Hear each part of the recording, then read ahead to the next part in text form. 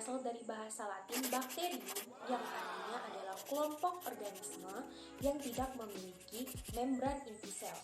Mereka dapat hidup di dalam tubuh manusia maupun di luar tubuh manusia, misalnya di air sungai, di tanah, maupun di air laut.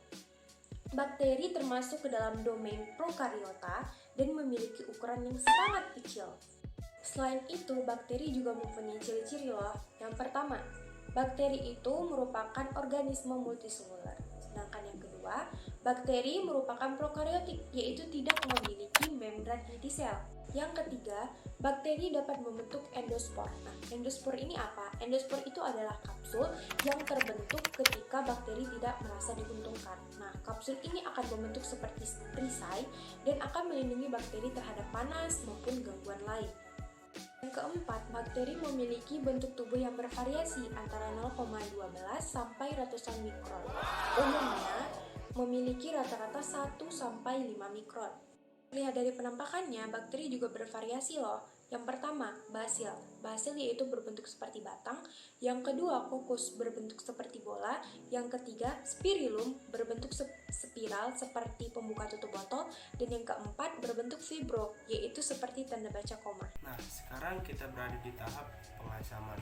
Pada tahapan ini susu dipanaskan agar bakteri Streptococcus dan Lactobacillus dapat muncul. Pengasaman dapat dilakukan dengan cara penambahan lemon, asam tetrat, cuka, atau bakteri asam laktat. Nah, proses fermentasi oleh asam laktat akan mengubah laktosa atau gula susu menjadi asam laktat sehingga derajat keasaman pH-nya susu menjadi rendah. Nah, sekarang kita masuk di dalam proses pengentalan. Bakteri Streptococcus dan Lactobacillus bulgaricus akan mengubah laktosa menjadi asam laktat. Nah, akibatnya zat padat yang terdapat dalam susu akan mulai menggumpal.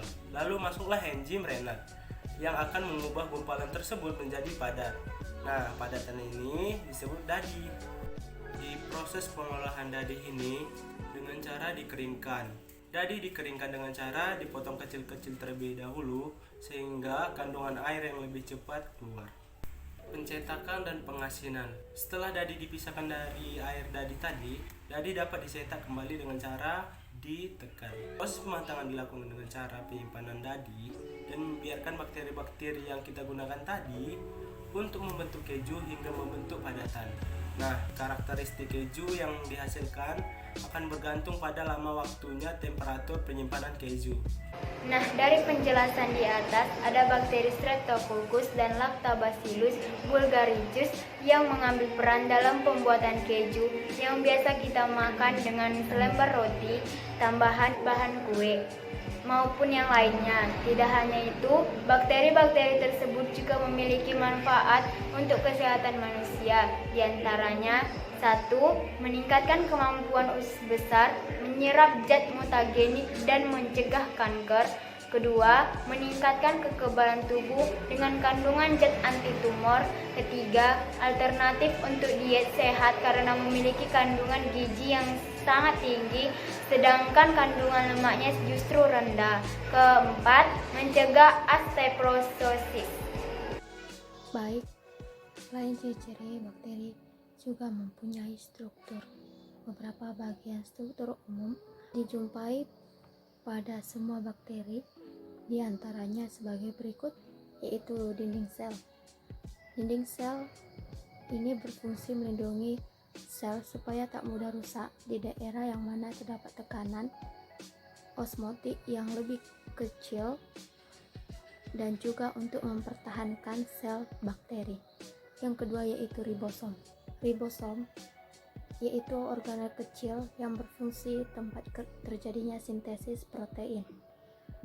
Baik, yang ketiga yaitu kapsul.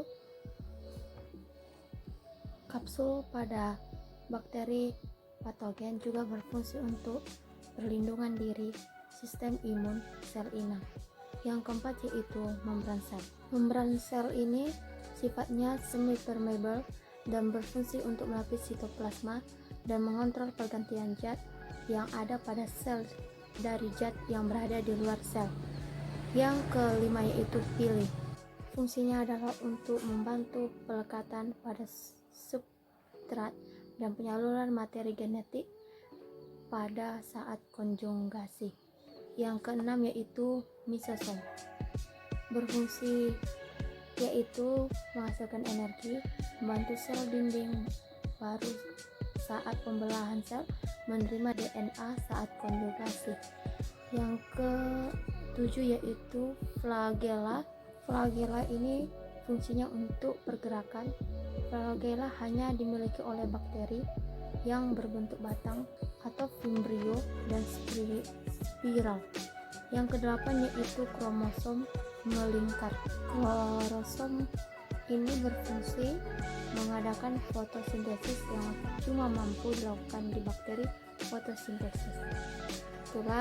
Itulah struktur beberapa bagian struktur umum yang ditemukan pada semua bakteri.